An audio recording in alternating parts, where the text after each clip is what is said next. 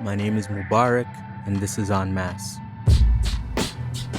If we are going to, as a class, come to run the entirety of society, if the proletariat is going to have political power, then we need to take things from the bourgeoisie. This is episode 6 of En Masse, finally. I know it's been a little while. I've been pretty busy. Basically, I moved across the country, so now I live in a completely different city. And basically, I'm just getting my feet wet here. So, I'm sure most of you have moved before. You know what the experience is like. It takes a while to adjust. I'm finally getting a little bit more adjusted. So now I've had the time to edit this episode, which I recorded actually like in February or January or something. But I'm glad it's done. And aside from that, basically, as some of you have already seen, I started a new website entitled leftistaudiobooks.com. And this is basically just me trying to spread more revolutionary ideas and things like that and making it more accessible. Because I know a lot of people listen to audiobooks, and I listen to audiobooks a lot while I'm working and things like that. So that's why I wanted to start this project. If you're interested in helping out or donating or what have you, just go to leftistaudiobooks.com. There's a contact section there. Hit me up with an email and I'll respond as quickly as possible. The first book that I did, which is an audiobook I'm doing for free because it's an older work, is Imperialism, the Highest Stage of Capitalism by Lenin, as most of you probably know already. And that basically is one of my favorite works, which is why I chose to do it first. Every time I do an older book, it most likely will be free because there's no copyright infringement or anything like that.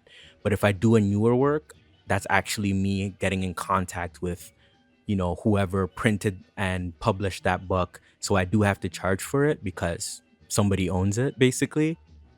You can go to leftistaudiobooks.com if you're interested in that. Go to enmassepodcast.com. If you want to donate to Patreon or anything like that, just go to enmassepodcast.com and you'll see all the links you need to see on the left if you're interested in that. But anyways, let's just get into this topic. One of my favorite topics to talk about.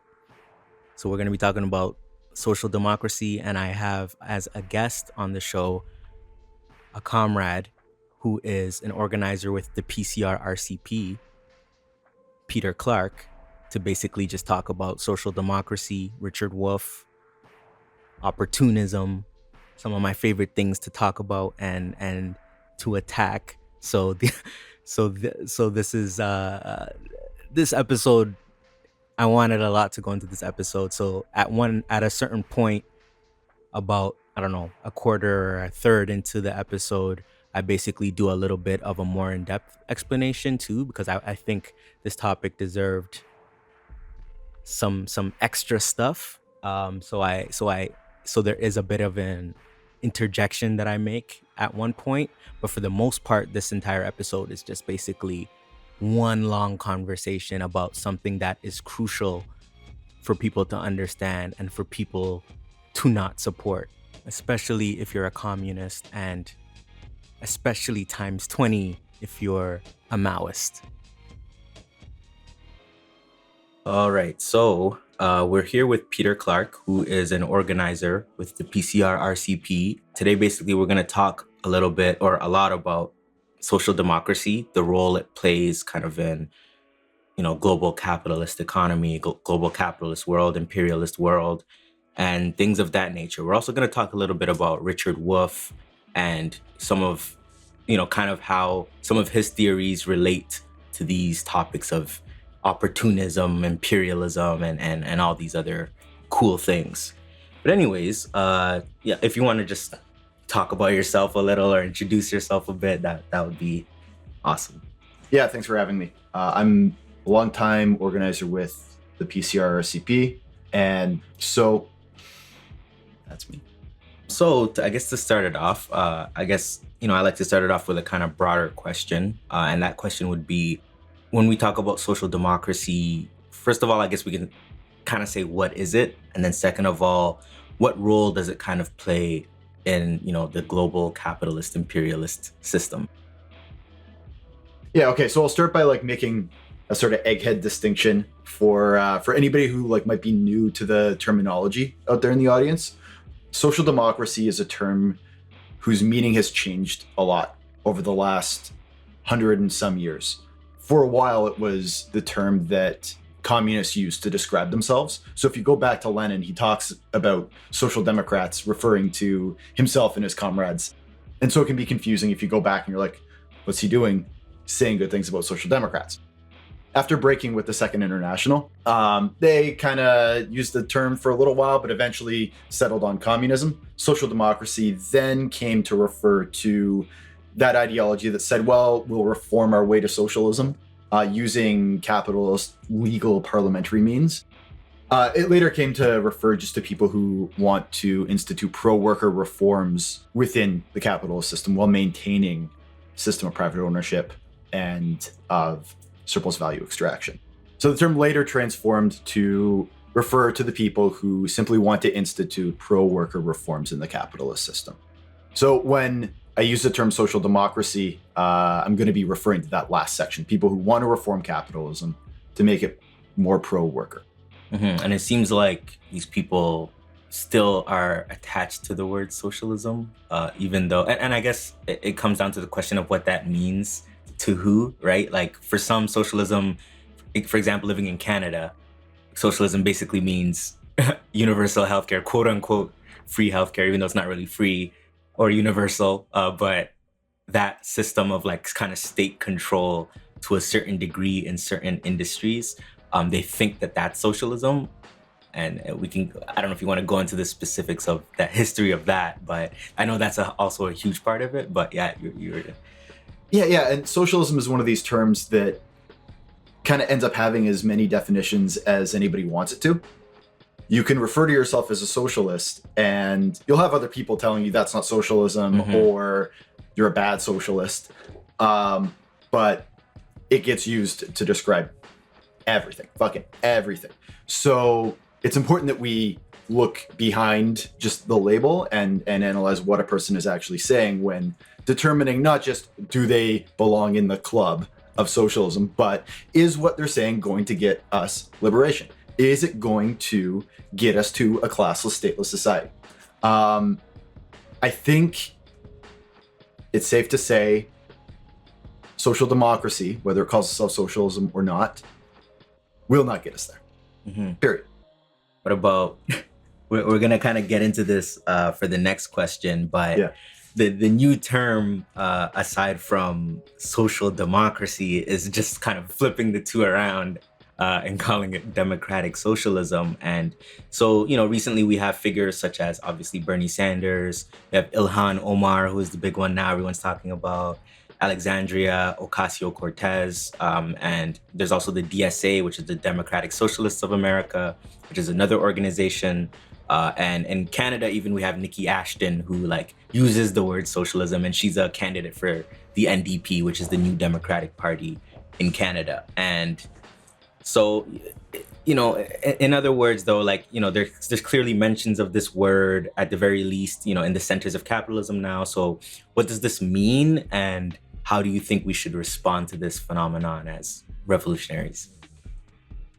Yeah, so the first thing that I think we need to recognize is that these things have become popular because people are increasingly dissatisfied with the capitalist system. Their wages have been stagnant, rent keeps going up, cost of living keeps going up, the future looks incredibly bleak, and we might boil to death in 20 years. People are extremely dissatisfied and are looking for answers. And a section of the bourgeoisie is willing to provide an answer that will leave themselves in charge. Democratic socialism, so-called, is democratic insofar as it respects bourgeois democratic rights, specifically the right to private property. Right? That is the lack of democracy that democratic socialists balk at. If we are going to, as a class, come to run the entirety of society, if the proletariat is going to have political power, then we need to take things from the bourgeoisie. And we need to shoot them if they try to stop us. That is not democratic. And we have to be okay with that. If that's what our holdup is, the bourgeoisie will exploit it, and we'll lose. Yep, I think it's that simple. Like, to be frank, and okay, so we're done here. And the interesting thing too, I think, is that these trends aren't new, right? Even if you read something like the Communist Manifesto, he talks about how, there were different kinds of socialisms kind of sprouting up at this is like kind of like mid 1800s and whatnot. And you had what was referred to as bourgeois socialism, which was basically kind of what we're seeing now, in a sense, where, the bourgeoisie itself is saying, oh, we're doing this for you, we can help you, the working class. And obviously that never happened or happens really, unless it's to kind of like coax the working class, like in given social democratic countries. And we're going to talk about that in a little bit. You also had even like more reactionary quote unquote socialisms, like feudal socialism, where you had the old like aristocracy basically being like, oh, these new capitalists are trying to cheat you workers and do this to you workers, but we're going to help you guys build the socialism thing. Therefore, they can get support for themselves so that they themselves can then again be in power. And that's, I think, what it comes down to, is seeing this as a power game in a sense, and us knowing that as proletarians, we have to, in a way, like exert our own power and not, subjugate ourselves under powers that are fundamentally there to exploit us. And I think that's what you're kind of touching on. Yeah. And what is the line he uses? Ultimately, the capitalist is a capitalist for the working class in bourgeois socialism, right? Yeah. I kind of want to branch off in two different directions here. Mm-hmm. I want to imagine a genuine social democrat who isn't just being an opportunist, who wants pro-worker reforms, maybe even thinks that we can get to a good world by parliamentary means reforming the state. I think that what this person overlooks are two important questions, specifically the state and revolution. And I think that when we talk about social democracy, when we talk about democratic socialism, when we talk about Richard fucking Wolff, these are the two questions that they can't answer and that will ultimately be their downfall. Can we, as the working class, make the bourgeois state into our state? I think the answer is no. I think that the civil service bureaucracy, the military and intelligence apparatuses are firmly entrenched enough that we will not be able to do that. We will not get a parliamentary majority and majorities in the provincial parliaments and legislative assemblies across the country and push through a constitutional amendment, right? Reform the Charter of Rights and Freedoms to negate the right to private property. It's not going to happen. There will be coups, there will be rebellions that we will ultimately have to put down. We cannot rely on the army. I don't know how many people in the fucking Canadian forces you've talked to. They are not on board, and they won't be. They're reactionary. It's a volunteer army. The idea that we are going to have mass mutiny in a volunteer armed forces in an imperialist country is unprecedented historically and extremely dangerous.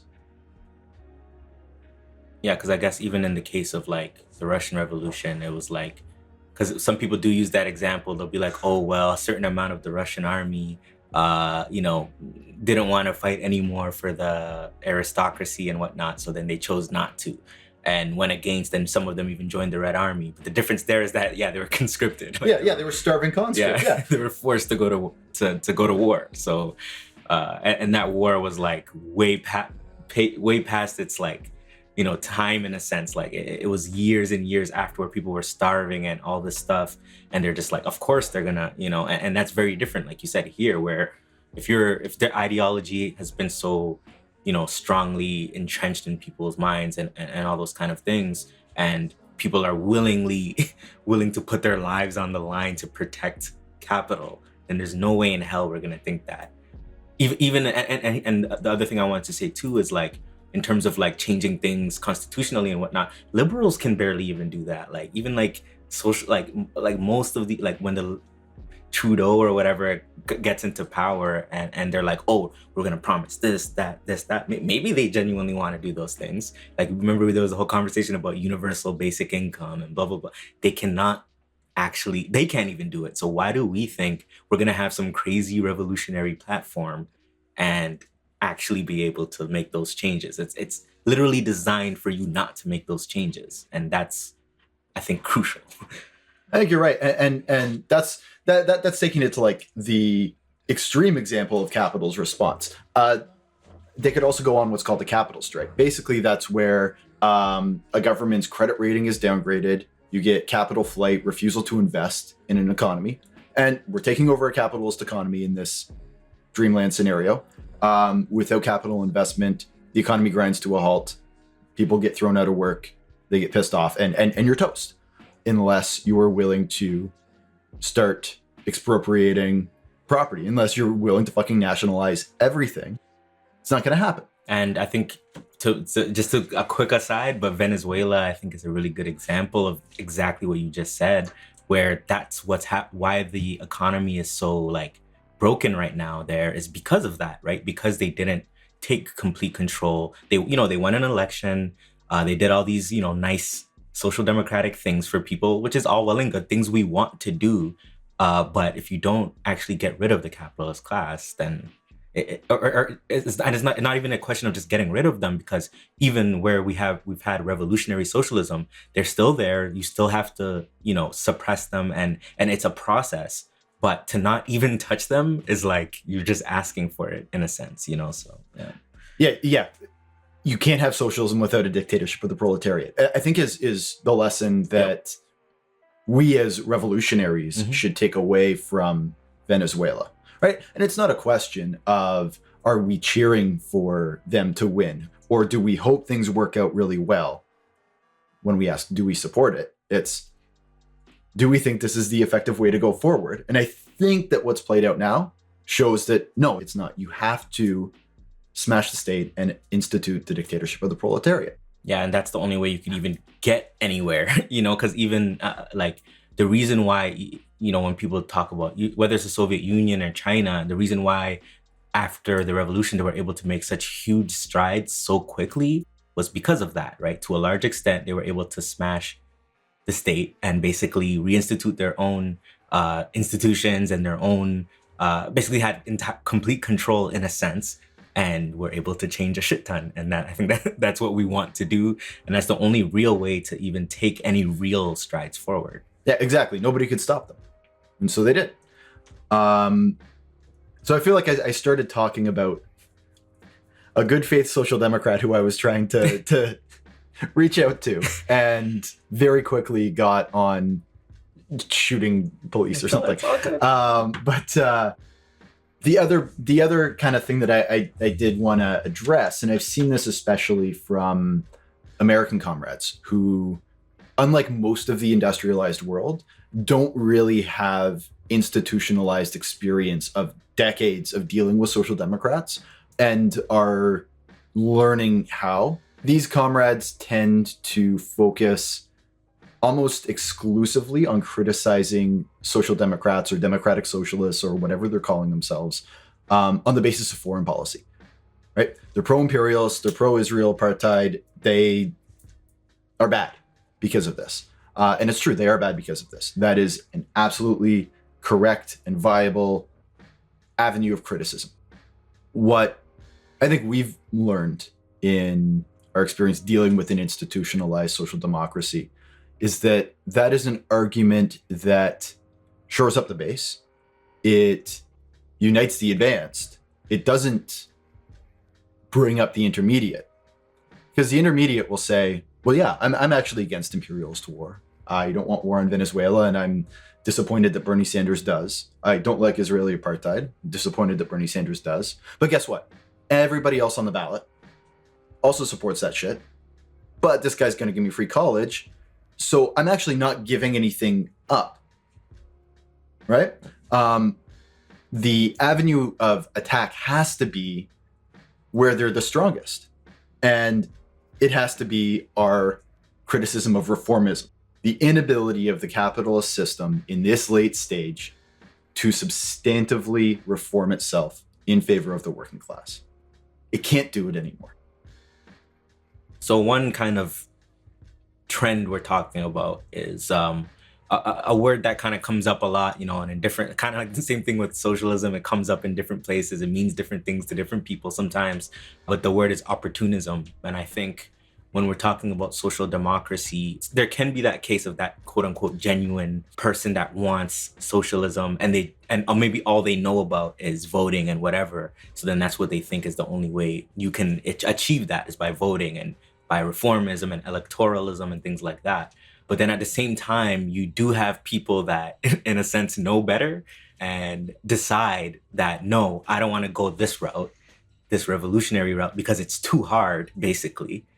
And this is easier, so I want to do this. And I feel like majority of people that are like these leaders and people that are active social democrats or democratic socialists, you tend to fall into these categories. Also, like, I find people that are like leaders of like trade unions, especially within imperialist countries, tend to fall in this category. So in Lenin, in the book Imperialism, the Highest Stage of Capitalism, he kind of talks about, and we kind of riffed on this a little bit, but talks about how capitalists, because of imperialism, because of being able to go into X country and basically get materials for nothing or buy labor for nothing and produce whatever it is you're producing for practically nothing relative to what it would cost you to do that in your own country where wages might be higher and things like that.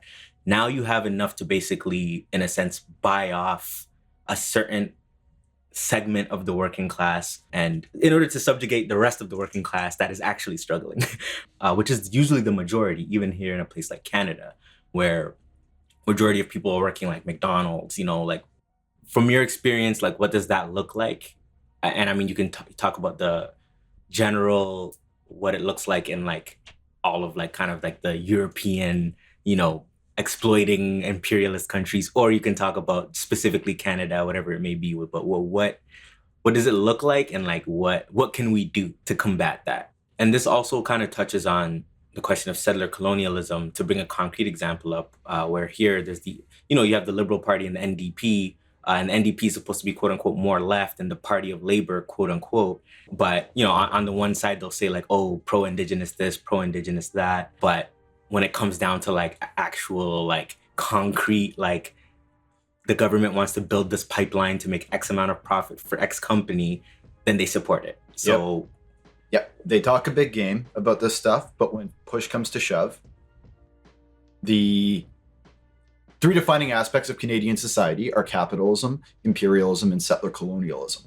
When push comes to shove, when they actually have their fingers on the levers of power, they leave those intact.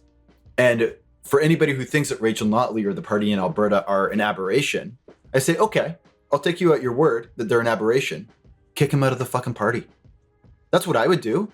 If somebody was in the RCP, somebody was in the PCR RCP, who had shit politics and was making them into material reality, I'd try to kick them out. Where's that? It's bullcrap. Non-existent. It's lies. It's lies. And it's people who start from the position that this is the way they want to do it and will bend their interpretation of reality and selectively pick their facts in order to make that work. So there was an opinion piece in the National Observer by Kevin Taft. He used to be the leader of the Alberta Liberal Party, which in Alberta is they're like a third party. So Kevin Taft used to be the leader of the Alberta Liberal Party, and he wrote an opinion piece in the National Observer called Kevin Taft on What Turned Rachel Notley from Crusading Critic to Big Oil Crusader. It's not a very good title, but the article is actually pretty good. And what he describes is that ultimately, it doesn't matter who controls the legislature in the province of Alberta. The government of Alberta is controlled by the oil and gas industry. Now, he's 100% right about this, I'm sure. He probably doesn't go far enough. As a matter of fact, every government in the country is controlled by one or another section of the capitalist class. And there's nothing that Rachel Notley could have done, or I could have done as premier of that province, to change that fact.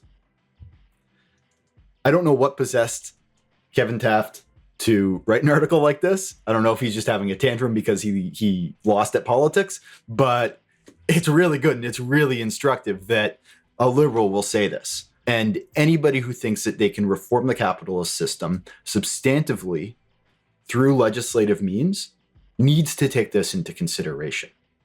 And so, like, at its bottom, what it means is that our state is not a democratic one. The people do not control the government. This isn't news, really. Most people understand this, at least intuitively. That's why they don't vote. So what we, as people who want the world to be better, we as communists, or socialists if you prefer, should be starting from is the correct position. It's not our state, never will be. If we want socialism, we're going to have to defeat this state, and it's going to have a military dimension to it. And so let's get ready for that. Let's organize around that. Okay, so I feel like all I'm doing is talking about people's war, really. I'm not talking about social democracy. That's fine. I'm not staying on topic here. That's completely fine, because I think people's war is the solution, right? Like, I think at the end of the day, and for those that think that, this comes up a lot when I talk to people about this stuff, when I start talking about that contradiction of there's a military dimension to this, is that they think I'm talking about just, me and a couple of my pals just go grab our AKs, run up in some legislative office or something and just like shoot shit up. But that's not what we're talking about being strategic, like knowing that you have to build something, but you have to do this consciously, right? It doesn't happen spontaneously. And this is why theories such as like people's war and things like this exist, in order to fill that gap that didn't just come out of thin air. It came out of practice. It came out of people trying to do this, a lot of the times trying to do more reformist activity and trying to actually change things from within the system. And this has happened to people who were revolutionaries that were merely doing a national struggle, that were doing, a communist struggle that we're talking about and going deeper. And this is just the nature of the world. This is the nature of human relations, is that when there are people that benefit a lot from exploiting other people, they want to maintain it and they're willing to kill you in order to maintain it. Yeah. And so you need to figure out how you're going to do that, and do that smartly, obviously, do that wisely, but you have to do it. That's the point, and that's what it comes down to at the end of the day. Like, yeah. So to move on a little, this question is a bit, well, before we go into Richard Wolff, this one's a bit of an aside, but I was wondering your thoughts on would you say there's a difference between, because for example, right now there's this whole contradiction between Venezuela and, the rest of the capitalist world.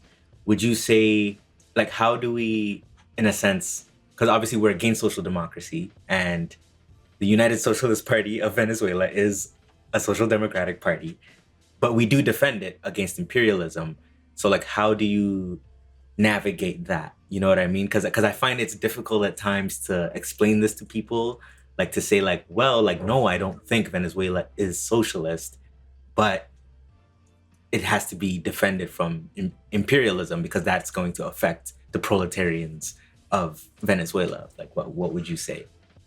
I don't know exactly when this started, but somewhere between the Iraq War and the Syrian Civil War, a lot of people developed the idea that in order to argue against imperialism in a country, you have to support whatever that country is doing, and not just support as in like endorse the right to self-determination, but delude yourself that that is exactly what we should all wish were happening. It's true. Because you didn't see this kind of stuff in 2003. You didn't. Even from the left, nobody on the left was saying Syria socialist. Well, Iraq, yeah. Or Iraq. Yeah, you know. Libya is another one.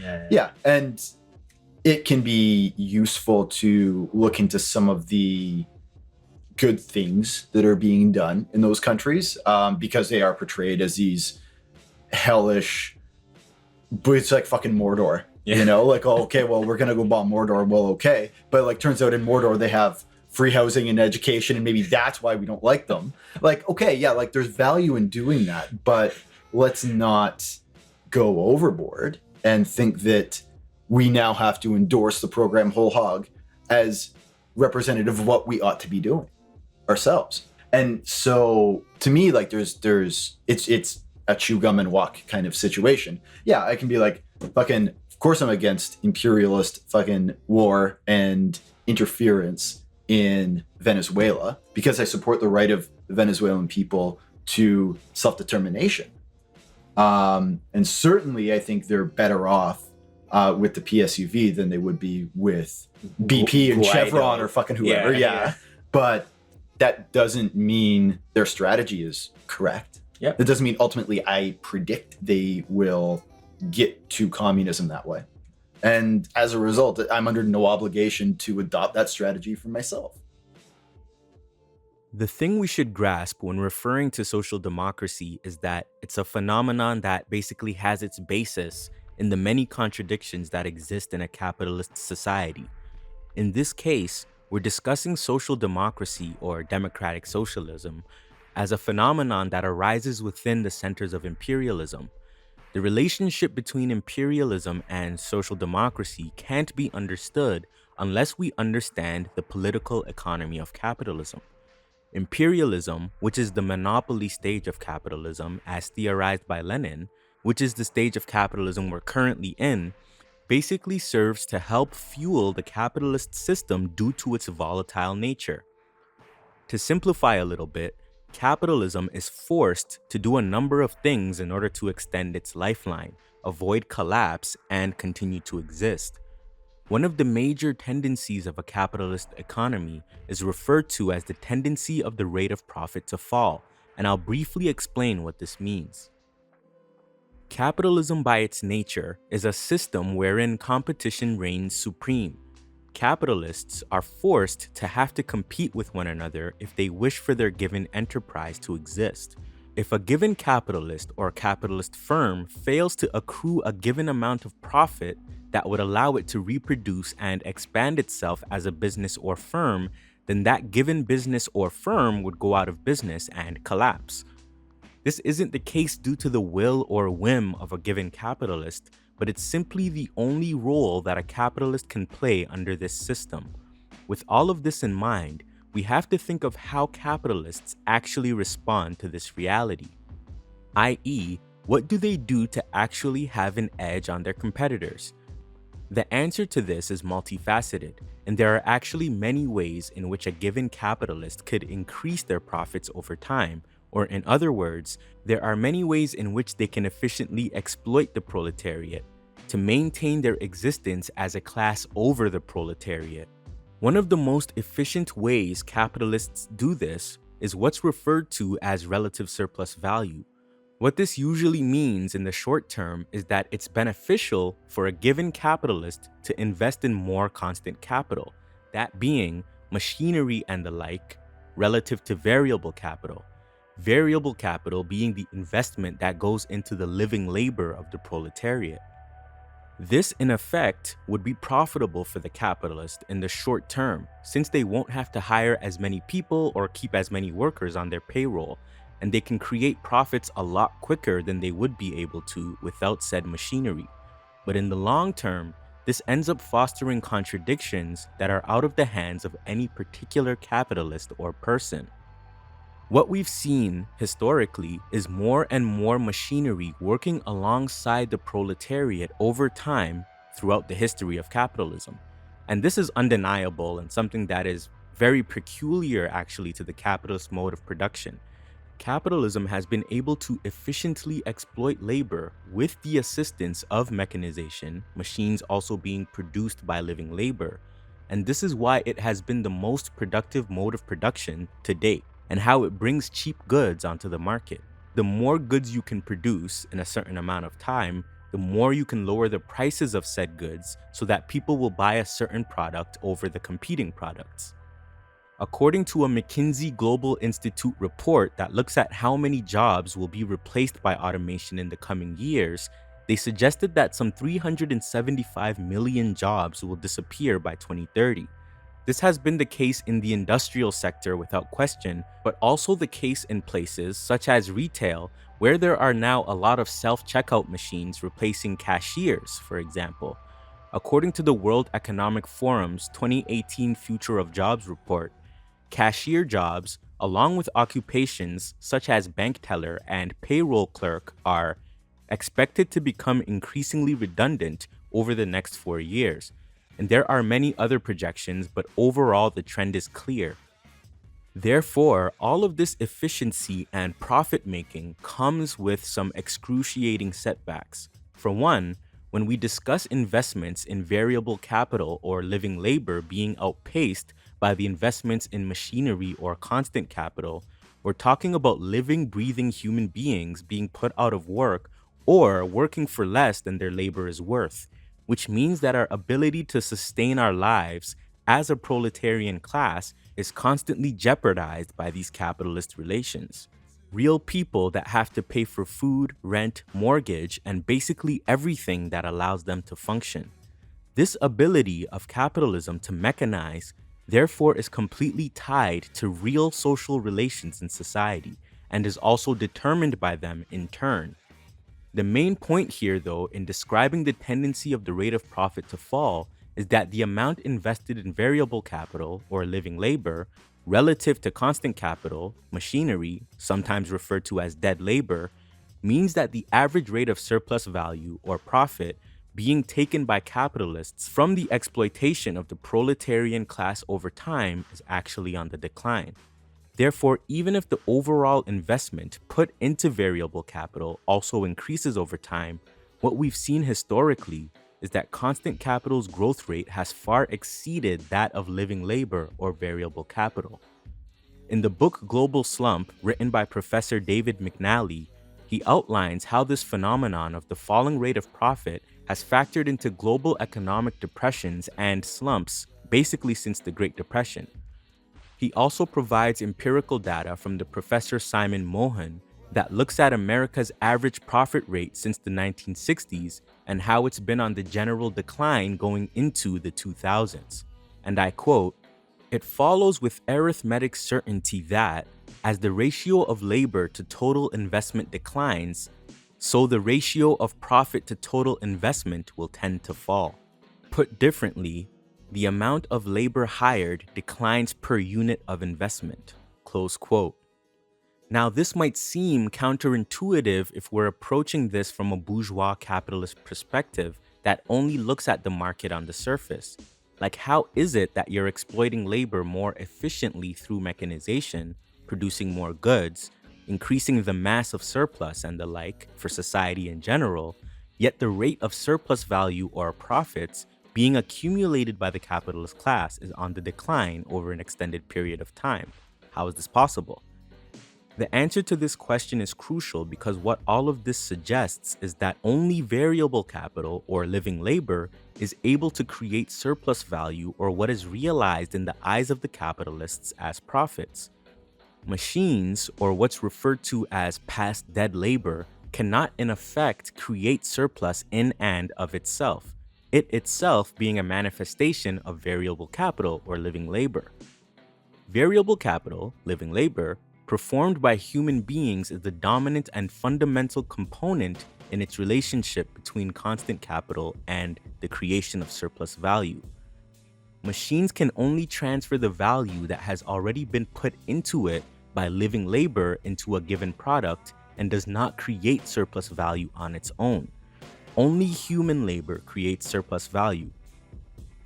This also takes into account the reality that the laborers are also the people that purchase goods on the market to reproduce themselves, goods that they need to sustain themselves as humans. So if people are losing their jobs due to mechanization and machinery, or if their wages remain stagnant or lose their value relative to the amount invested in machines, they won't be able to buy the products on the market to sustain economic growth, which, in the long term, leads to profits falling for the capitalist.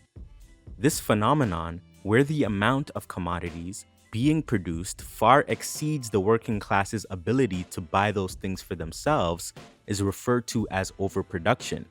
where the supply of commodities in a given society far outweighs the demand for them. When this phenomenon of overproduction heightens, capitalists can no longer maintain their profit rate, and then production slows down dramatically. Capitalists divest from whatever they're invested in, workers get laid off, plants get closed, and you have an economic depression, recession, or crisis. The capitalist media tends to focus on whether the stock market has crashed or not, but if we get to the root of the matter, for example, if you look at the Great Depression, there was actually a huge boom of production or overproduction in the 1920s. To quote David McNally, from 1925 to 1929, the US and international economies were certainly booming. In that 4-year period, world mining and manufacturing output grew by almost 20%. Profits soared as union busting and anti-labor laws constrained workers, while immigration and movement from farms to cities and towns created a labor surplus for business. With profits rising, businesses feverishly built factories and invested in new technologies, all in the expectation of yet greater profits to come. New factories meant more products, more cars, washing machines, refrigerators, and radios. But where was the demand for all these cars, appliances, and new homes coming from? After all, more than 90% of Americans saw their incomes fall during the boom of the 1920s, just as they would in the expansion of the 1990s. Then, of course, the unthinkable happened. The Great Bubble began to deflate, following a decline in factory output that had begun some months earlier. Close quote. So what we've seen historically is that the insane amounts of speculation going on in the stock market during economic booms under capitalism has its root in overproduction and capitalism's need to earn profit for profit's sake, to maintain or increase their rate of profit. This is out of the control of any individual capitalist or person. I really want to emphasize this, since, as I've outlined, if a capitalist chooses not to do this, that capitalist will simply go out of business. Now, we should also keep in mind that although this is a general tendency under capitalism, it is by no means a phenomenon that cannot be counteracted. What I mean is that the capitalist class, whether intentionally or unintentionally, actively seeks ways to halt or slow down this tendency of the rate of profit to fall over time. And I'll list some of the ways in which they do this. One way is by simply increasing the rate of exploitation or finding ways to make workers work harder and faster. And this could be done in many ways. That includes more mechanization or restructuring how labor is performed in the workplace. There's many different methods they can use to intensify the process of labor or to intensify exploitation. Another way is by reducing wages to be under the actual value of labor power. Sometimes this is referred to as wages being lower than real wages. This would involve seeking ways politically, usually, to limit the proletariat's drive towards unionizing to seek higher wages, or by supporting a given political party that plans to limit or keep wages stagnated below their actual value. Although sometimes even monopoly capitalists might support raising wages because they know it'll help drive out smaller petty bourgeois competitors or smaller businesses, which enables them to basically have more profit overall, because the less businesses there are, the less little guys there are, the more profit there is for you and your monopoly to basically make money. Another way may be to make the costs of your constant capital or machinery cheaper. This would include finding cheaper machinery or just cheaper raw materials. Another crucial way is by capitalists working together in certain instances, or in other words, forming syndicates, cartels, or monopolies. What this does is allow a certain group of capitalists to fix prices in order to drive out competitors, or simply make more profit and to have more control over the capitalist market overall. For example, here in Canada, over the course of about 16 years, and this could have been going on longer, but a lot of the biggest retail grocery stores, including Sobeys and Metro and a bunch of other ones, actually colluded to fix the price of bread to be higher than it should have been. There are also many other cases of price fixing throughout the history of capitalism that is basically public knowledge. You can just Google price fixing and you'll find many cases. So who knows how deep the rabbit hole actually goes? And, because what we even know is really just public knowledge. So who knows how much stuff that we, hasn't been investigated yet, that people don't even know about yet. Whether they lower prices to drive out competitors, which is them basically taking a temporary hit to profits in order to make more later, or simply raise profits to make immediate profit, this is the only way capitalism can survive. There are also many other things that may serve to counteract the tendency of the rate of profit to fall, but these are some of the main ones. With this in mind, we can kind of get a grasp on why it is that capitalism has now developed into capitalist imperialism over the course of the last century.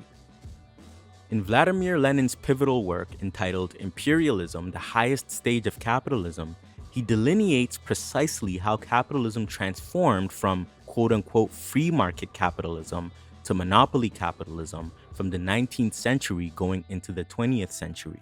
And I quote, "At a certain stage of its development, concentration itself, as it were, leads straight to monopoly. For a score or so of giant enterprises can easily arrive at an agreement, and on the other hand, the hindrance to competition, the tendency towards monopoly, arises from the huge size of the enterprises. This transformation of competition into monopoly is one of the most important, if not the most important, phenomena of the modern capitalist economy." Close quote. Lenin also provided a rough timeline of events as to when and how capitalism transitioned into its monopoly stage, and I quote, "Thus, the principal stages in the history of monopolies are the following. 1. 1860 to 1870, the highest stage, the apex of development of free competition. Monopoly is in the barely discernible embryonic stage. After the crisis of 1873, a lengthy period of development of cartels, but they are still the exception. They are not yet durable. They are still a transitory phenomenon. And 3. The boom at the end of the 19th century and the crisis of 1900 to 1903. Cartels become one of the foundations of the whole of economic life. Capitalism has transformed into imperialism." Close quote. What I love about this delineation here is that it shows clearly how the big capitalists reacted to economic depressions by forming more and more monopolies in order to temporarily fix capitalism and maintain their hegemony. For one, it's a huge death blow to any libertarian or bourgeois capitalist ideology that suggests that free market capitalism is in any way, shape, or form a better form of capitalism. If it wasn't for the development of monopolies and the linking of large capitalist enterprises with bank capital, or what they refer to ridiculously as crony capitalism, the entire capitalist system wouldn't even exist today. And secondly, it clearly outlines that imperialist expansion is a phenomenon that is directly linked to and fueled by capitalism itself.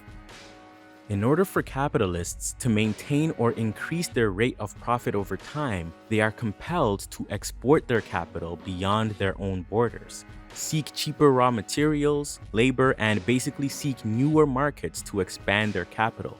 This is also a logical conclusion as a response to class struggle. For example, if workers in a given country have struggled for higher wages, shorter workdays, and the like, capitalists will have to respond in ways that slow down the tendency of the rate of profit to fall.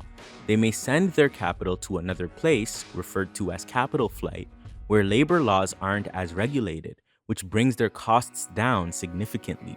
It's not a shock that after the huge economic boom following World War II, that an economic crisis eventually manifested itself in 1971. And then following this crisis, there was the birth of what we refer to as neoliberalism. This was the beginning of a long process of crushing labor unions and stagnating wages in the centers of imperialism. Another thing they did was increasing mechanization. So there were a lot more technologies being introduced in order to exploit labor more efficiently, which also replaced a lot of jobs, as well as a long process of big capitalist firms sending their factories to exploit workers of poorer countries in the global south. According to the ILO, or International Labor Organization, wage inequality is highest in low-income countries. using survey data on wages from 64 countries, which, together, reflect the wage distribution of about 75% of the world's wage employees. The report finds that countries with the lowest levels of wage inequality are found among the high-income group, where countries with the highest levels of wage inequality are found in the low and middle-income groups. It shouldn't come as a surprise that income inequality is more intense in poor countries, not to mention the fact that workers in poor countries are also the vast majority, roughly 75%, of the global proletariat. But it's crucial to understand that this is a result of capitalist imperialism and leads directly into how social democracy and opportunism is given life in the centers of imperialism. Lenin briefly explains this phenomenon when he says, and I quote, "Obviously, out of such enormous super profits, since they are obtained over and above the profits which capitalists squeeze out of the workers of their own country, it is possible to bribe the labor leaders and the upper stratum of the labor aristocracy. And that is just what the capitalists of the advanced countries are doing. They are bribing them in 1,000 different ways, direct and indirect, overt and covert." Close quote. Therefore, the super profits gained through capitalist-imperialist expansion provide room for the capitalist class to do what they can to buy off the labor movement, or at least segments of it, in a given imperialist country in order to help them facilitate the exploitation of the global proletariat. In the context of Canada, this is apparent in the strong relationship between the social democratic-leaning NDP, New Democratic Party, and the trade unions that support it through the Canadian Labour Congress, or the CLC, which is in a sense a union of unions. The Canadian Union for Public Employees, known as QP, the largest union in Canada, is directly funded by the Canadian Labour Congress, which is pro-NDP. In fact, the New Democratic Party was literally birthed by the Canadian Labour Congress, CLC, in 1961.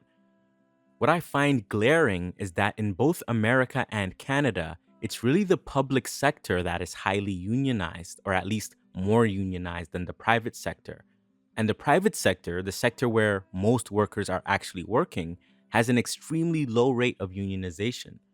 This trend is also generally the same for European countries across the board, where the majority of the unionized workforce works in the public sector. In Canada, 75% of the public sector is unionized, whereas only 15% of the private sector is unionized. This is intense given that only about 20% of the workforce in Canada is even in the public sector. In America, the numbers for how many workers are unionized are 35% in the public sector and only 6.6% of workers in the private sector being unionized. It shouldn't come as a surprise that the public sector jobs that are tightly linked with reactionary nationalism in a very overt way are the ones where the workforce is treated relatively better than the majority of the proletariat that is forced to work in the private sector, the latter also including the proletariat in the global south. One of the ways in which these social democratic organizations are sustained and allowed to exist on an economic or financial level is through taxation. Tax revenue allows the state to create public sector jobs in education, healthcare, public administration, etc., etc. Things that people direly need but can only be sustained by allowing capitalists to make profits above and beyond those they would earn by only exploiting the proletariat and resources within their own borders. And then they use what they get from taxing the corporations that are gaining those super profits by exploiting the global proletariat, and from taxing the overall population, which also is paid higher wages relative to the proletariat in exploited countries to maintain the hegemony of global capital. With this in mind, it's easy to see how opportunism would manifest itself through the NDP and the CLC in the Canadian context. In the US, this is more directly tied to the Democratic Party and figures such as Bernie Sanders and Alexandria Ocasio-Cortez. And in Europe, there is even a longer history of social democratic opportunism and a capitulation to capitalism over proletarian internationalism. They pay lip service to workers' rights, but they will never accept or speak of proletarian state power in any global revolutionary or significant way. Instead, they think they can work with the domestic capital to benefit the proletariat, and time again it fails. You can't get socialism through capitalism. Case in point being that unionization rates have slowed down drastically since the 50s and the advent of neoliberalism. According to Statistics Canada, the decline in the unionization rate is not a recent phenomenon. In Canada, most of the decline took place in the 1980s and 1990s. Since Statistics Canada began measuring unionization through household surveys, the rate of unionization has fallen from 37.6% in 1981 to 28.8% in 2014. This huge drop in the rate of unionization is in large part due to the manufacturing sector being sent to seek cheaper labor, as well as the introduction of new technologies, or mechanization, which I discussed earlier.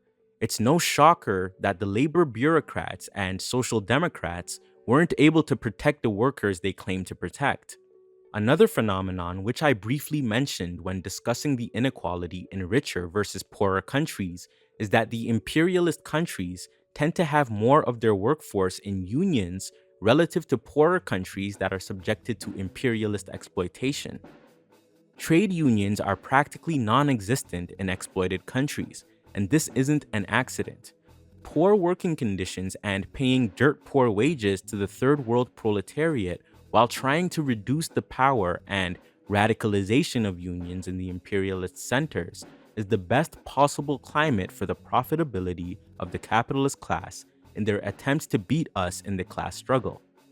That way, they can provide temporary band-aid solutions to workers in their own countries while they super exploit the rest of the class. It's also interesting how they can't tolerate social democracy when it appears in poorer countries, but can tolerate it at the very least within their own borders. For example, the NDP is allowed to exist and even has held power provincially in Canada, but the Social Democratic United Socialist Party of Venezuela or the Famille Lavalas Party in Haiti have always been targeted and need to be ousted by the imperialists because they know that if the global proletariat in poorer nations get any bright ideas about taking power, that it'll be trouble for their pockets and the falling rate of profit that they desperately attempt to mitigate. And this is why it's so crucial to combat opportunism at every angle, especially when you live in the centers of imperialism. Social democracy is also a phenomenon, obviously, that occurs within poorer countries, and that requires an analysis in itself, but especially for people that are in the centers of imperialism, it's so crucial to combat opportunism because at every step of the way, it allows capitalism to proliferate itself. And in the end, we basically lose time and time again. And another reason why social democracy always falters is because it always thinks within national terms. It always supports the national interest and claims to be progressive, even though it's actually just narrow nationalism pretending to be progressive and claiming to be progressive while living off of the exploitation and super exploitation of the global proletariat, most of which that live in poorer countries and are super exploited by the imperialist countries.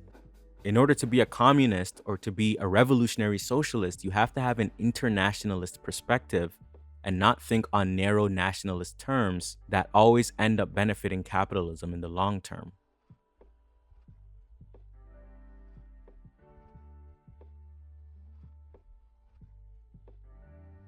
All right, so we're gonna move on a little bit into the question of Richard Wolff and things like that. So obviously, there's a lot of these kind of famous Marxist or there's a lot of these famous Marxist or Marxian, quote unquote Marxian, which is that term I really hate. Jesus Christ. Economists or thinkers or what have you. Richard Wolff is one of them, and he basically his whole shtick is, he criticizes capitalism, which a lot of the times he does correctly, but a lot of the times he does in a very limited way, and I think this limitation is also connected to his overall kind of reformist strategy. And his strategy is basically, he promotes this whole idea of worker co-ops and worker cooperatives. And his whole thing is, well, look, you need to have a democratic workplace. You need to have a workplace where people can vote and make decisions and that impact their lives and impact the greater society, which is all well and good, in a sense. That's all well and good. But what he ignores, and what are your thoughts on this? Right? I don't want to go into my thoughts. I'll elaborate when you elaborate. Okay. But what are your thoughts on this?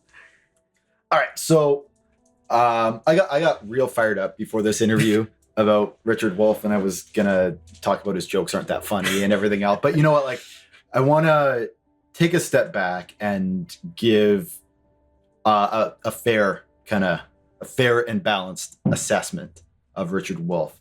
And he does a good job of giving like a 101 explanation of how surplus value extraction happens, how exactly the workers are exploited. I agree. In a capitalist workplace. There's value in that. So great. It's everything after that moment that he really goes off the rails, I think. He doesn't talk about the accumulation of capital, which is key. Because from the accumulation of capital, we get the tendency of the rate of profit to fall over time. And what do you mean by accumulation of capital? Yeah. So I'm a capitalist, and I go and I exploit my workers. I make a bunch of profit, right? Yes, I pay some of that profit, as Richard Wolff explains, to taxes to pay for the police and education, and I support universities to teach bad ideology, and I support churches to do bad ideology and everything else, and I live the high life. But the bulk of that profit, and Richard Wolff doesn't really talk about this, the bulk of that profit gets reinvested. I use it to buy more machines, better machines. And those more and better machines allow one worker in one day to turn more raw materials into more products.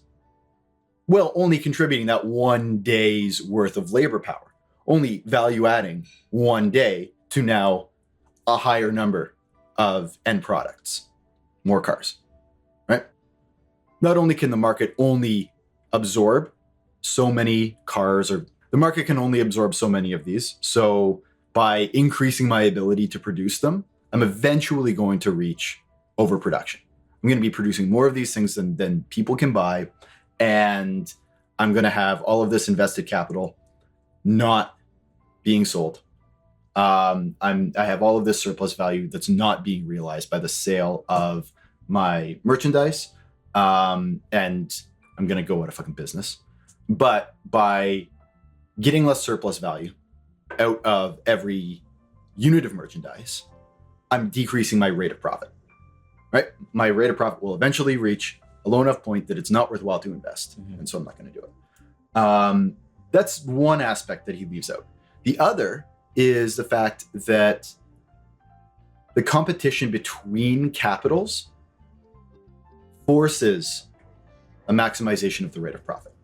An enterprise in a capitalist system, whether it's owned cooperatively or privately, is obligated to essentially bring products to market at the lowest price possible. Otherwise, they'll be driven from the market by their competition. Yep. People just won't buy their stuff. Won't buy their stuff, right? Yep. And then you're out of business. Yep.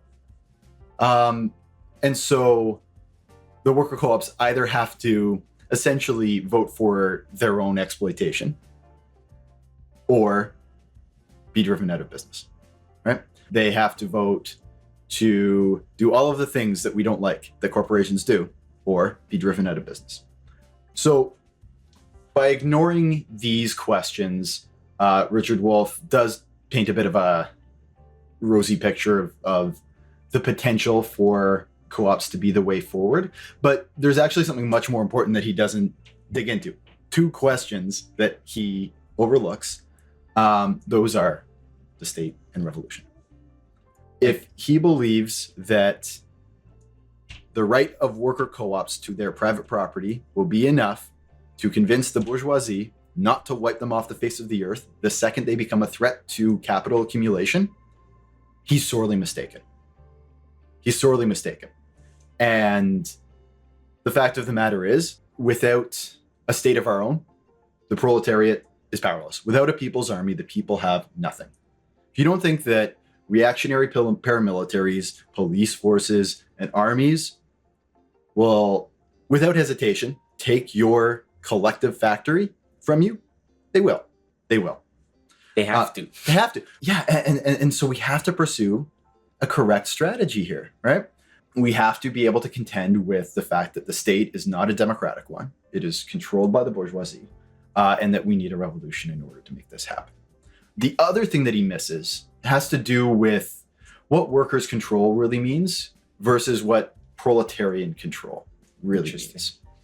So the way that he talks about a workers' co-op is that, yeah, we as the workers in this factory, and I mean, whatever, let's say it's a fucking carpet factory or something. We're working at the carpet factory, and then we're deciding our hours of work, we're deciding our wages based on what we're able to make and to sell. We're deciding, maybe even like going like another step, deciding who we'll sell to, maybe preferential for like other co-ops, or like causes we support, or we'll make like donations to the community group, right?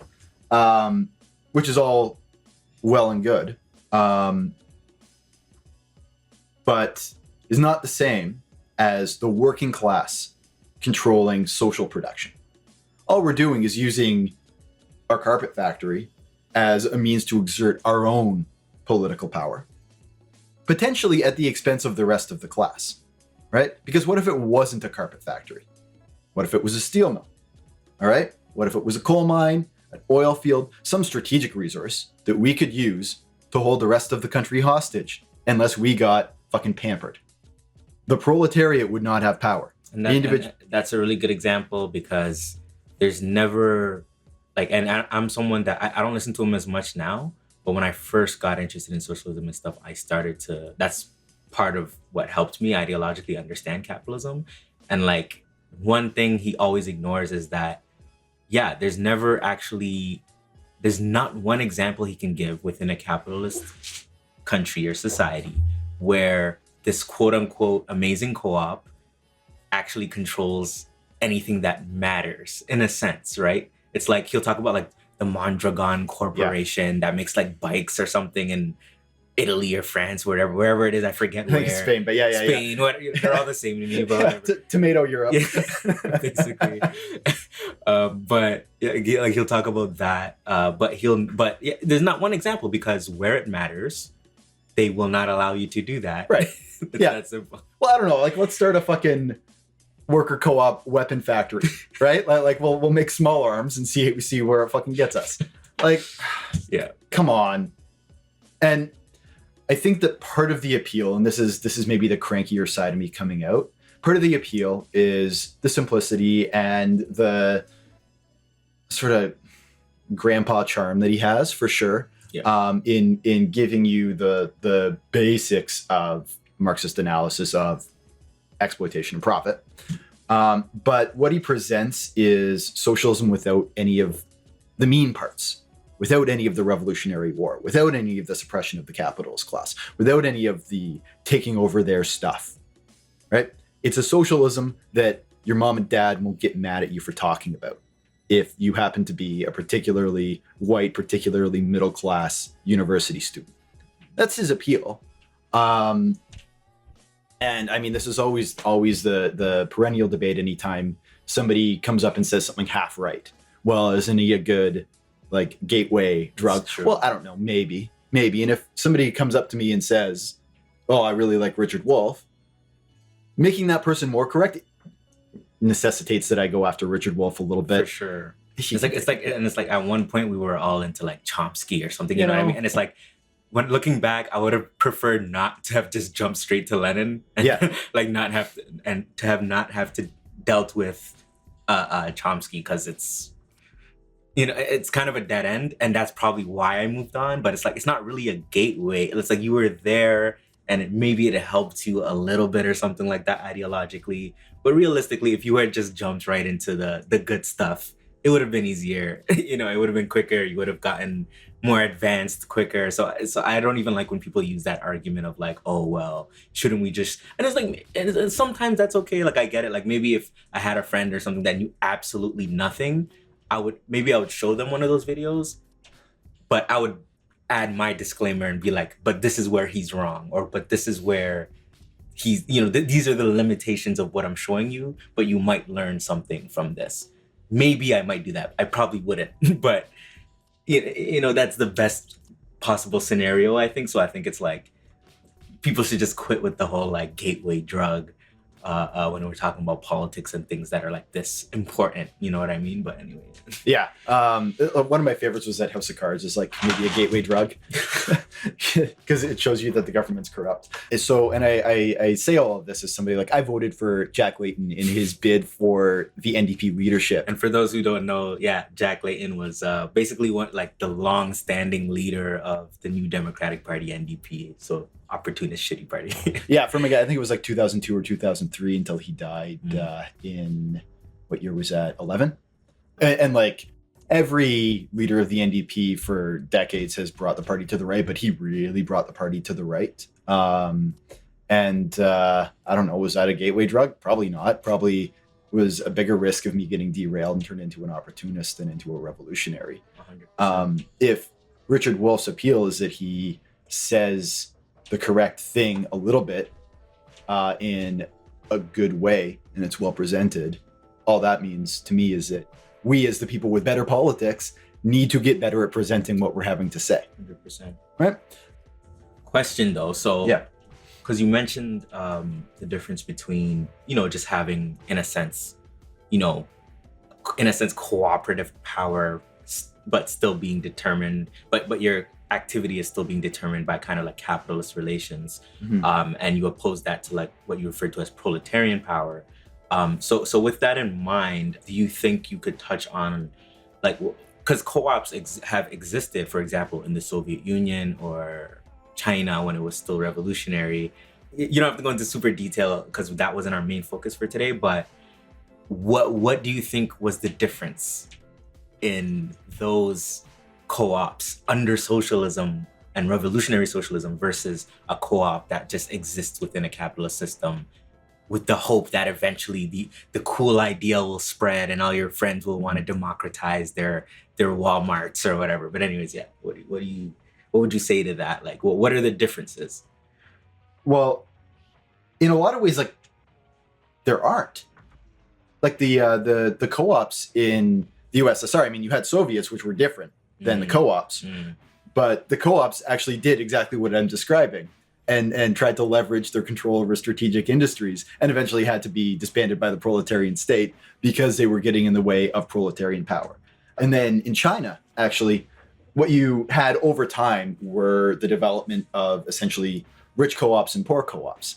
Some co-ops would be better positioned because of any fucking number of factors, quality of the land or whatever, and were able to realize more value. They were able to put more stuff out to market, become richer, invest in a more diverse bunch of industries, and eventually become incentivized to invest in production according to what would help them realize value, right? They would be producing for exchange. And it took the state coming in and forcing equalization between these co-ops. So, I mean, when we ask, well, what was the difference? I mean, the same problems persisted. The co-op is not the best way of organizing proletarian power. It has its problems. Sometimes it's the best we can do. I'll say that. They first became the way of organizing, especially agricultural collectives, basically because you needed buy-in and you needed that incentive for people whose consciousness was not yet communist consciousness, right? And so here's what it is it's maybe a bit of a compromise that the proletarian state can throw at people who don't want proletarian power in a way that you can kind of come into control, but you are playing with some fire because you still have private property.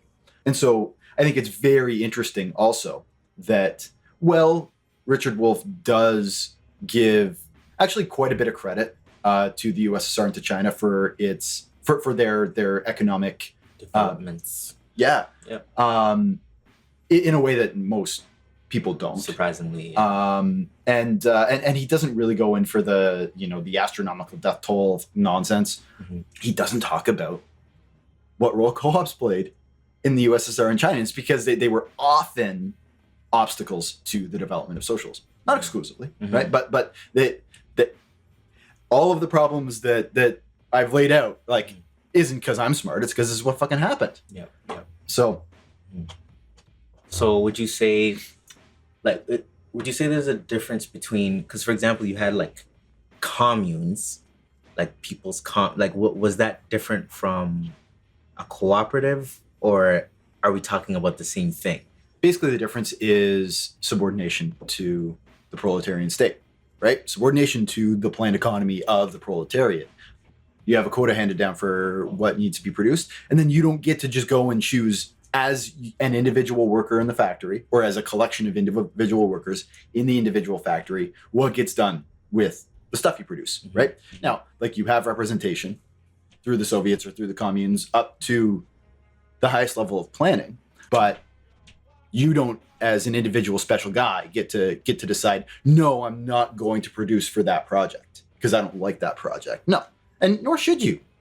Nor should one individual have that amount of fucking sway over everybody else just because he's the one who happens to work at this particular job. Or even one given co-op or one given, because for example, just like you said, I feel like, if you did have a co-op that was self-interested, to be frank, because even under a socialist transition, that doesn't just mean that people's capitalistic, urges that they've learned from the day they were born just disappear. So that means you might have a co-op that is self-interested and they're just like, oh, we want to produce so we can buy ourselves better cars or better whatever, just for they themselves and their families, as opposed to thinking about the greater society and the more equalizing of how society is going to develop in order so that, things are as healthy as they can be, mm-hmm. In terms of moving forward as a society, as opposed to just one co-op running the show. So there are limitations to and I think that's a good point we're touching on. There are limitations to cooperatives in isolation, in a sense, and between a proletarian state or any state, but in this specific instance, obviously a proletarian state. And I think that's important because we shouldn't idealize this concept of workers' power, workers. It's yes, that's great and awesome. And we definitely need to foster, more, for example, managerial skills, and more workers need to know what the hell's going on. Most places you work, you have no idea what's going on. No. And orders are just coming from heaven, and you're just like, why the hell is this being told to us when it makes no sense practically? Yeah. So that definitely is the case that needs to be altered under socialism. But we shouldn't just think that in itself, and which is why it's important to have the dictatorship of the proletariat, which should be in power for however long, we don't know. But that way it kind of helps to mitigate those tendencies towards, individualism or self-interestedness, whatever you want to call it. But I think that's a good point to touch on. Yeah. And so this is where, I think Richard Wolff misses out again, mm-hmm. in that he says, okay, well, the USSR, China, whoever else, they focused on the macroeconomic, they took out the market, put everything under the control of the state. Again, conveniently ignoring the class character of the state, but it's all under government control, but they didn't revolutionize the microeconomic relationships in the shop. So he says, oh, well, the new thing in socialism, the new thing, this fucking goes back to fucking centuries. Proud on, poverty of philosophy, it's there. But the new thing in socialism is all we care about is the microeconomics, right? And he doesn't say no, both have to happen. He's like, this is the thing, right?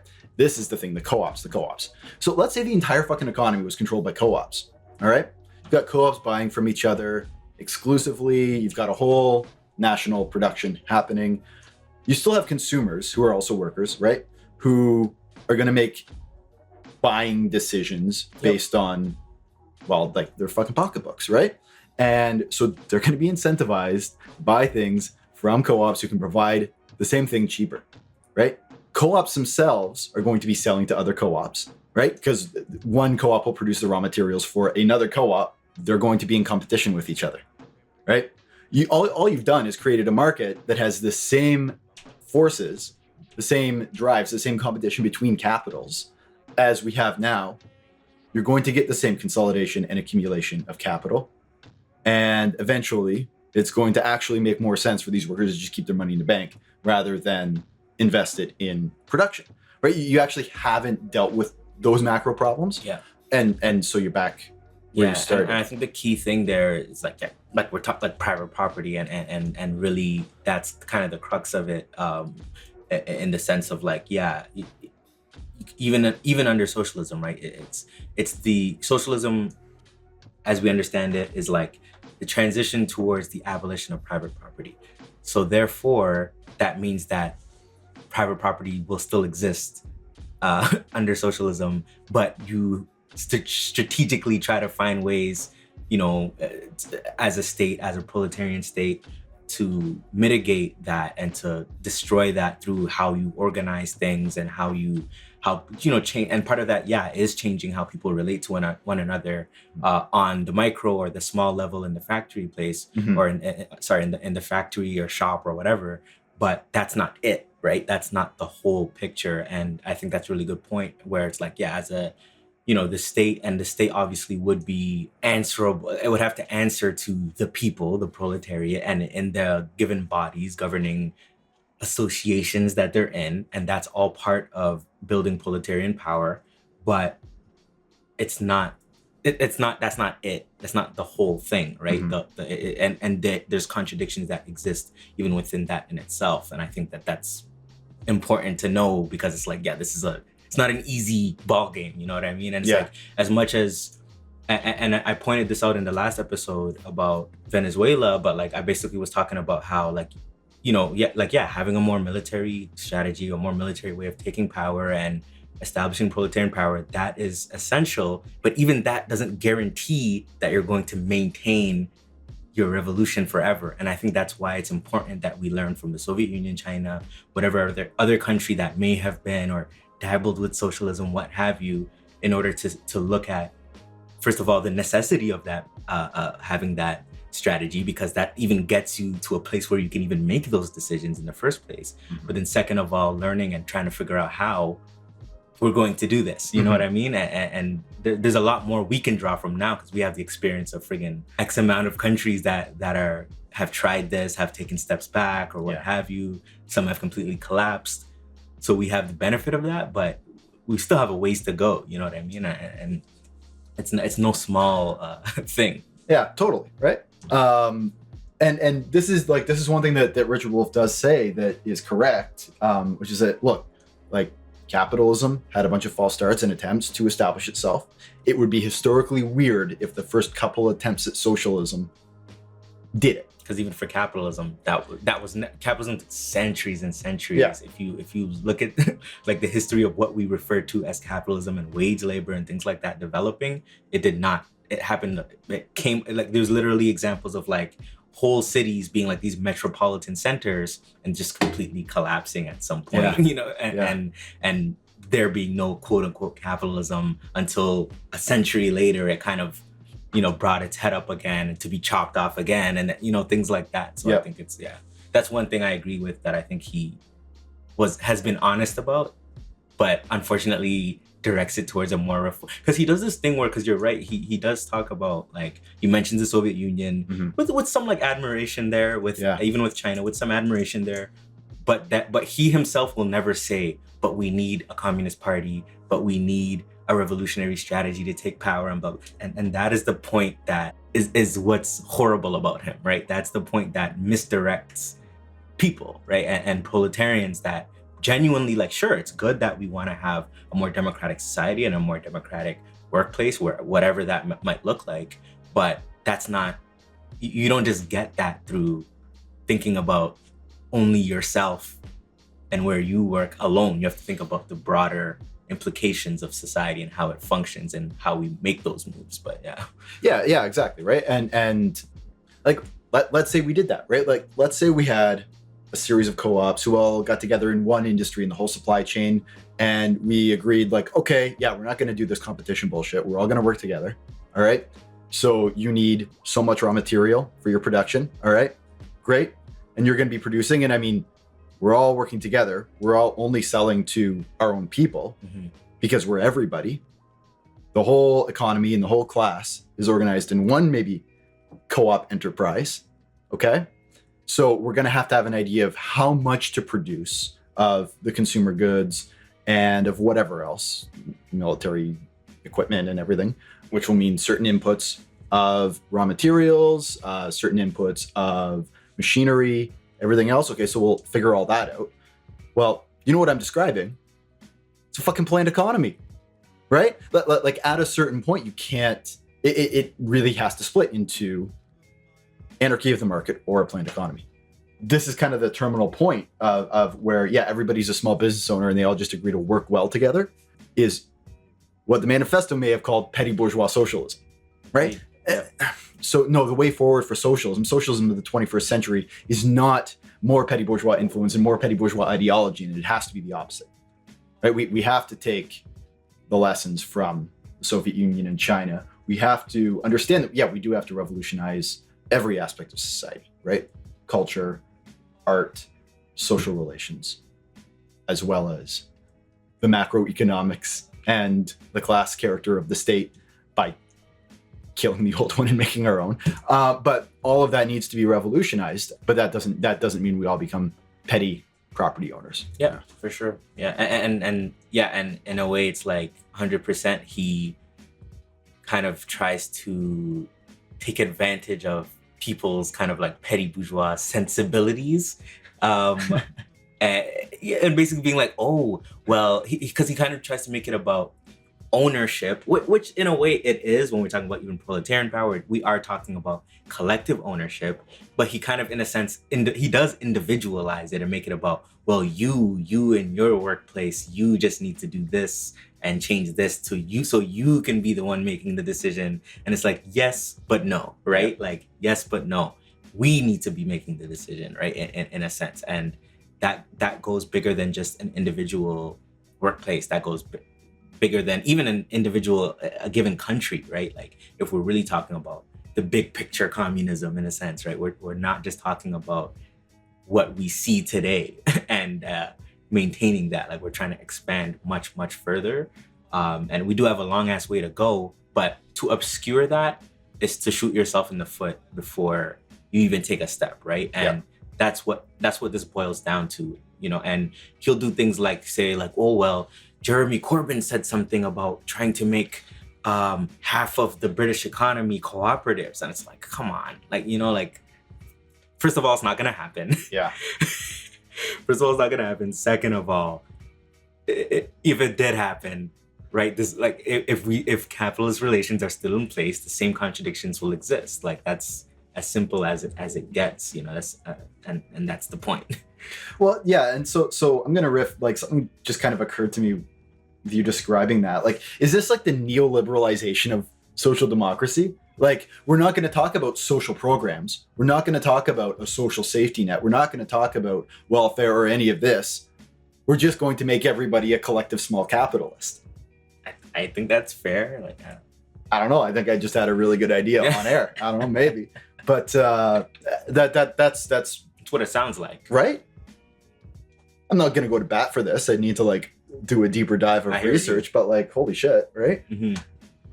And this kind of goes back to the first question, talking about people like, you know, Bernie Sanders and whatnot. And one of the main things they talk about as their pinnacle examples of what they consider to be socialism is Norway, Scandinavian countries like Norway, Sweden. I don't know if Switzerland, I don't think Switzerland gets thrown in there, but usually Norway and Sweden, I find, are the most mentioned. They're big there. Germany sometimes. Yeah. What are your thoughts on that? I mean, okay, so I'm guilty of the thing that I just described. My first instinct is to say, well, they're fucking imperialists. Yeah. Right? Yeah. They can afford this because of the super exploitation of the majority of the world. Which is true. Which is true. But they're not more imperialist than the United States. Right? They're not more imperialist than countries with a less robust social safety net. What they are, increasingly, is broke. They can't afford this shit. They can't. They need to, in order to afford this, in order to afford social democracy in a robust way, you need government revenues that come either at the expense of the working class, and so it's just a class paying for its own stuff, which is what happens in Canada for the most part, or it has to come from capital. And that reduces the rate of profit. The rate of profit is too low already, right? They can't afford cuts to the rate of profit while keeping the system afloat, right? And so it's no coincidence that, well, I mean, in the list of countries that gets mentioned as like the socialist countries in Europe is ever shrinking because Greece is fucking broke, Italy's fucking broke, Spain is fucking broke, Ireland's fucking broke. Like the dominoes keep falling, and when the next crash comes, more dominoes will fall. So this is just not possible in a world where private production happens. It's not sustainable anymore. There was a period of time during which capital was rapidly expanding in the wake of World War II, when they could afford to hit to their rate of profit in favor of some sections of the working class. Those sections of the working class were able to get not just high wages and a social safety net, but also cheap goods. That's one I feel like that we as communists don't talk about as much, is that stuff is just really inexpensive for us because of imperialism, but that's no longer economically sustainable. I'd like to go on a bit of a tangent. So Robert Beale, he wrote like Eurocentrism and the Communist Movement and Entropy of Capitalism, but he's also got one about sustainable food systems, it's called. And like you can tell reading it, like it's a labor of love. He just like, well, he talks about his own little like garden plot and everything else, but he's a smart guy. And what he describes is that, all right, so wages are supposed to be basically the cost of reproducing the working class, right? So if you need wages to go down because you need to maintain your rate of profit, but they're already at kind of the minimum level, and if they go lower, then you have immiseration and a threat to the reproduction of the working class. One thing that you can do is put in completely environmentally unsustainable inputs into your agricultural system to make really cheap food, which like is exactly what's happening. Like giant strawberries. Yeah. Yeah, which costs the same as small ones. Like, you know what I mean? Like if you shop for non-sustainable food versus sustainable food, you can get more of it for the same amount of money, right? This is not news to any critic of organic consumerism, but the consequence is that there are environmental consequences to this, right? Massive fertilizer inputs cause runoff and algal bloom. Like the list goes on, and smarter people about the environment than me can talk about them someday on this show. But environmental devastation becomes kind of a subsidy to the working class as well, and in that way a subsidy to the capitalist class because they can afford to pay lower wages. For sure. But all of this stuff is ultimately unsustainable. That is the argument that we need to make against social democrats if we're going to convince the people they appeal to. We have to make the more difficult case that they're being sold a pipe dream. They're being promised things that can never be delivered. And the reality is we can overthrow the capitalist system and institute a dictatorship of the proletariat, or we can spend the rest of our lives suffering a little bit more each day. And I think that argument, in conjunction with the argument of X country is imperialist and exploits other people, makes the whole argument stronger. Because I feel like only talking about one aspect of it, like we said, it is correct to say Norway, Sweden, whatever country is imperialist. Mm-hmm. It is correct to say Bernie Sanders, whatever, they just want imperialism abroad and socialism at home, quote unquote. I think it is correct to say that, mm-hmm. but it only comes full circle with also taking into account the internal dynamics of that given capitalist state or country in conjunction with what they're doing outside, instead of this only talking about what they're doing outside as if it doesn't have, because we're also trying to build revolution where we are. And I think that's something that's important to note. So if you're trying to build revolution where you are, you also have to talk about what's happening where you are. But connect that sure to what's happening outside, but the two have to kind of come together, I think. I feel like it's more of a full package. Yeah. To say this is what's happening here and this is what's happening there, and the two are related. And I think that helps to build that international class solidarity that we want to build, but then also just helps to get people to realize why they're so pissed off where they are too, instead of just saying, well, look out there, look out there, look out there. That's not enough. Yeah. And the two have to definitely, and this goes also with settler colonialism and all these other things, which they're all so interconnected that there's no real way you can make these arguments by just ignoring another crucial aspect of it and expecting that that's gonna somehow like convince whoever it is you think you're convincing in that moment. But yeah, that's a good point. And I wanted to touch on this really quick, but you mentioned in terms of like the limitations of these social democratic countries and the fact that it's not working. And one example I talked about in the last episode about Venezuela was Norway. And even Norway, a country which has oil, is an oil-rich country, and that's how they've in part been able to sustain their economy. But because oil prices are so, finicky, like it's not something that's going to last forever. It's impossible. Yeah. Even Norway has had to create this thing called the Norway Pension Fund, where basically they take a certain amount of the surplus value that comes from oil, but then they invest it in other things. Yeah. And I talked about what some of these other things are, and some of them were like literally a military, like helping France build missiles and helping the US build like security like apparatuses and tanks and things like that. Oh, good. And these are the things they're investing in, but while claiming to be like these people that are anti-nuclear. Yeah. Right. So it's like, oh, okay, you won't fund the country, you won't fund that company when they're building nuclear weapons, and you'll divest from them when they're doing that. Oh, but the missiles and the cluster bombs and all that stuff is fine. It's fine. Right? Yeah, like, Right. But that's a good example of like, there's no way you can sustain yourself with this model. Even just even if we just stop talking about the imperialist dynamics of it, even just the capitalistic internal dynamics of it, it's not sustainable under capitalist relations. And I think that's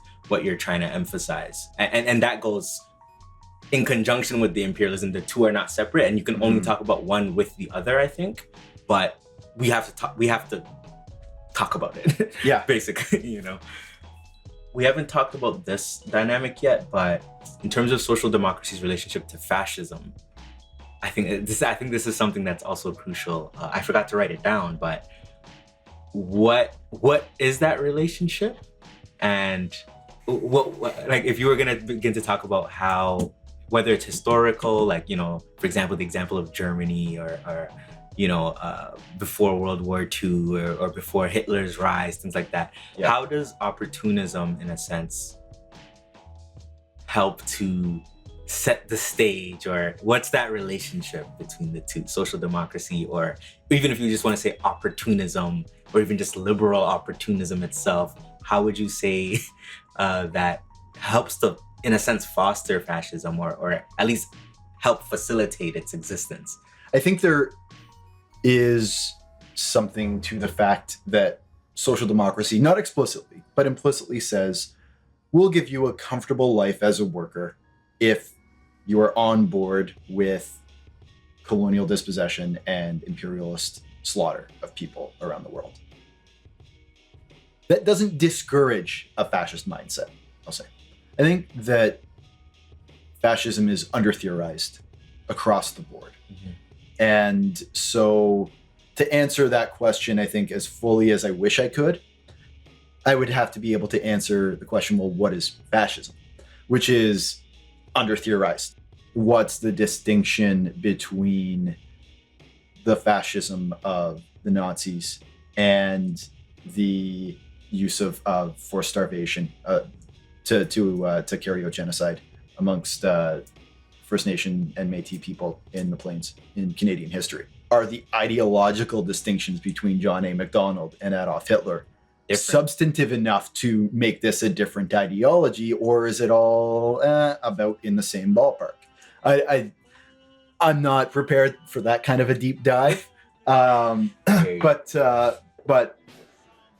what I will say though is, let's look at the presidency of Donald Trump.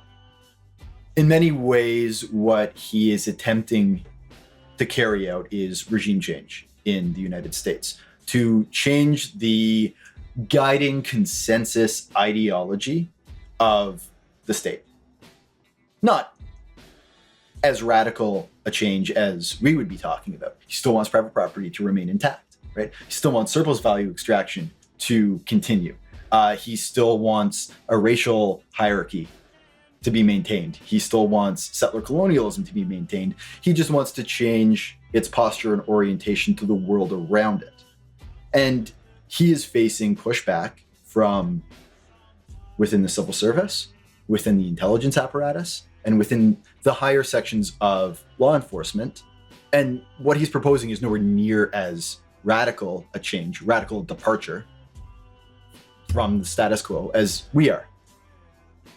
Do you not think they would have a fucking Mueller investigation against the socialist president of the United States? Do you think Bernie Sanders is going to be able to get away with this shit if he challenges anybody? The CIA is going to let him? Come on.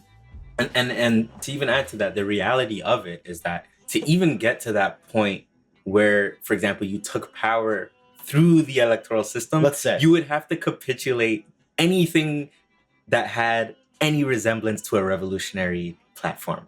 Like I feel like you would have to basically not be revolutionary, and that's the only way you could even get there in the first place. Yes. And then assuming you had this plan where you're like, oh, I'm gonna pretend not to be revolutionary, and then once I get there, I'm gonna F shit up. Good luck with that, because once you try to do that, yeah, what do you think? You don't think people get assassinated? You don't think, you know what I mean? Like, yeah. Like, let's be realistic. You know, like that's their. Yeah, totally. And so another side of this, I mean, so yeah, Rosa Luxemburg talks about this. You have a strong tendency among reformist socialists, even like the most ardent, toward moderation. And basically the reason is they can count on their left wing to vote for them. And so they have to appeal to the people to the right of them as the reasonable, just more competent actors. And so you get a drift, right? And then you get another drift to the right and another and another. And before you know it, it's not just that they're not putting forward the program that the far left of the party wants, but the far left of the party is kind of embarrassing and maybe fucking up their credibility when they try to present themselves as just reasonable, competent administrators of the system. And so they have to be suppressed. And of course, Rosa Luxemburg learned this lesson before she was killed, but was killed because this lesson was correct. Mm-hmm. And so, well, there's a lot of glibness of, you know, they killed Rosa. Bernie, why'd you kill Rosa? We shouldn't forget what the fucking lesson there is. And it's that even the most ardent socialists, when they try to pursue a bourgeois electoral path, have an inescapable pressure to the center. Mm-hmm. Right? So even the situation of a fucking Maoist winning a parliamentary majority in Canada, it, you know, as absurd as it is, actually, it couldn't happen, but like it actually couldn't even happen. And I think that's even when we talk about the NDP, historically, they went to a point where, you know, socialism was at least something in their constitution somewhere if you dug for that one clause on page 55 or whatever. Yeah. But they've even gotten to the point where they've removed that, right? That like now, even though now like people are starting to, you know, there's whispers of socialism and things like that. They've basically become the new Liberal Party, and the Liberal Party has even become more centrist in a sense, or in the center. And then, you know, conservatives are the conservatives, but like there's always this tendency to move more and more and more to the right when you capitulate, mm-hmm.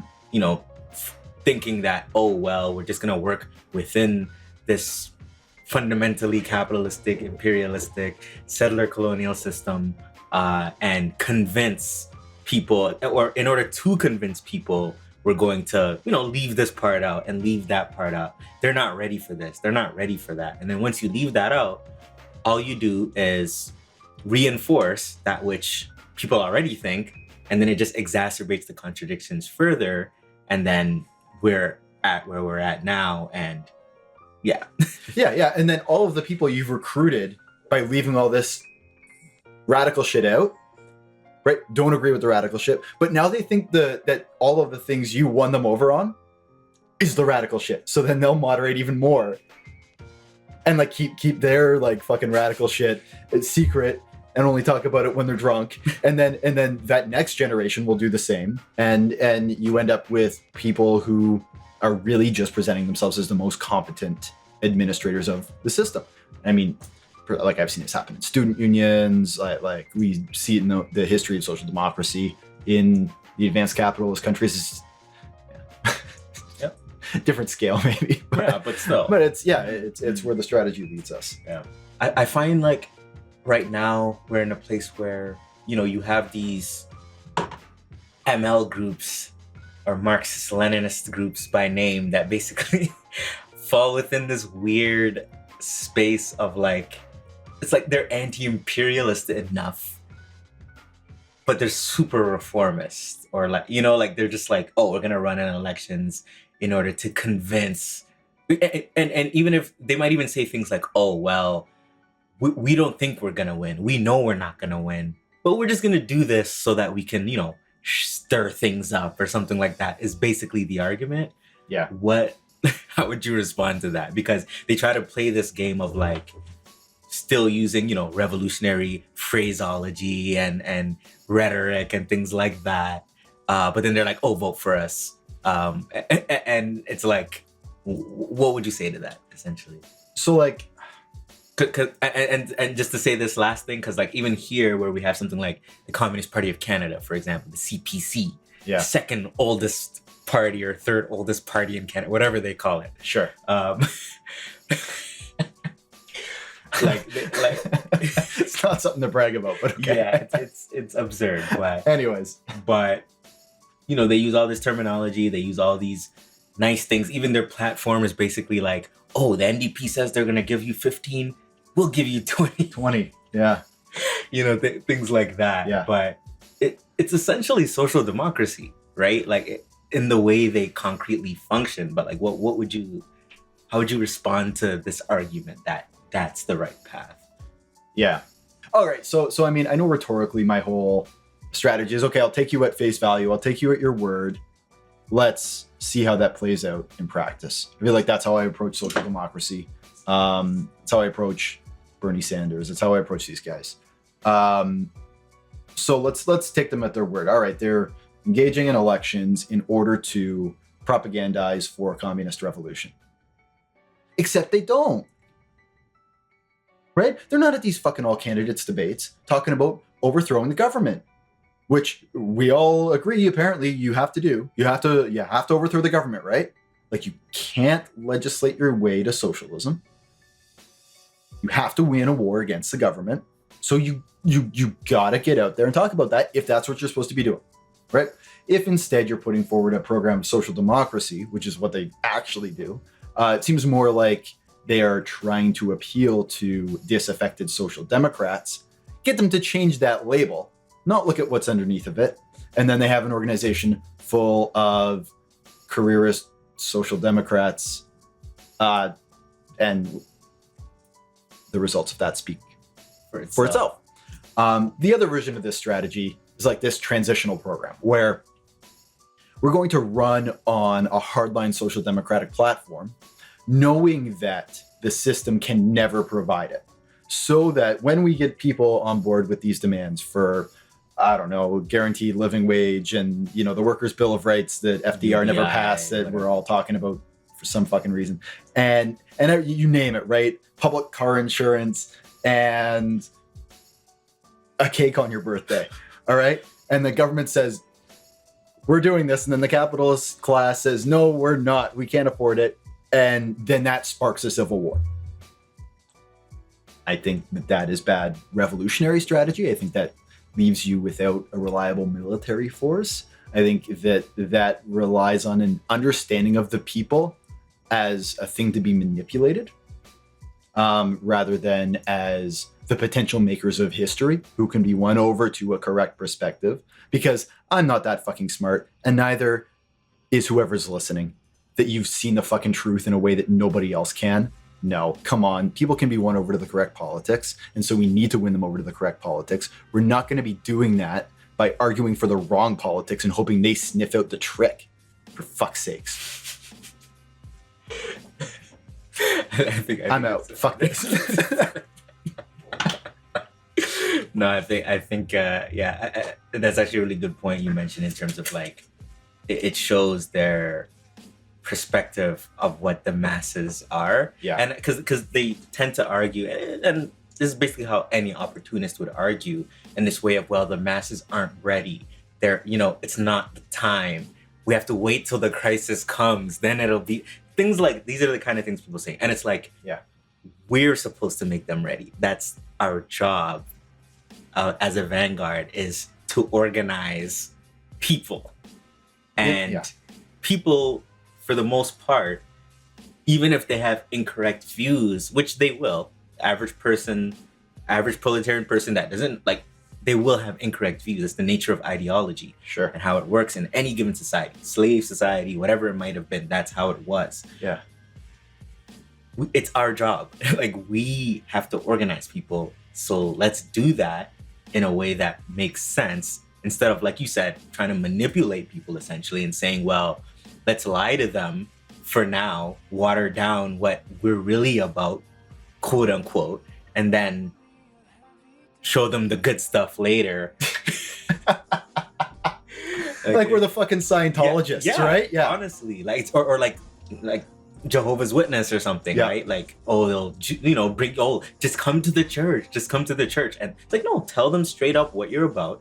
If they're not ready for it, fine. You know what I mean? Like, we have to get creative. We have to learn how to maintain the crux of what we're saying, put it out there flat out for people to see, and figure out ways to organize people. Like, I think it's really difficult. It's the hardest possible thing to do. But like we're saying, the nature of this is difficult. And to say, well, it's difficult, therefore I'm going to capitulate, you lose. It's that simple, like, yeah. Yep. Yeah. And I mean, this comes into the strategy of the mass line, right? Politics is not just on a fucking line, where on the one hand you have, I don't know, fascism or neoconservatism or something, all the way to, liberalism, social democracy, democratic socialism, and then eventually communism. And our goal is to just move people by degrees, bit by bit, to the left, right? And what we should do is just take the position just to the left of what they have in order to like string them all the way to what we really think. Politics, I think, is more like a grid full of lines moving in every direction. Sometimes those lines are going in the same direction as each other. They are coherent. Other times they're not. People have incoherent politics, right? And I don't mean stupid. I mean incoherent. They are not internally consistent. Some of their ideas are actually correct and don't go deep enough. Some are completely fucking incorrect. And some are like a weird mishmash of the two. What we should be doing is unifying with people on the basis that they're correct about, and using that as a way of drawing out the argument on every other part that they're wrong about. So people understand that work fucking sucks. Mm-hmm. Okay? And this is to go back to Richard Wolff, something that he's actually not bad at. He's good at talking to people's intuitive sense of there being something wrong with their work life.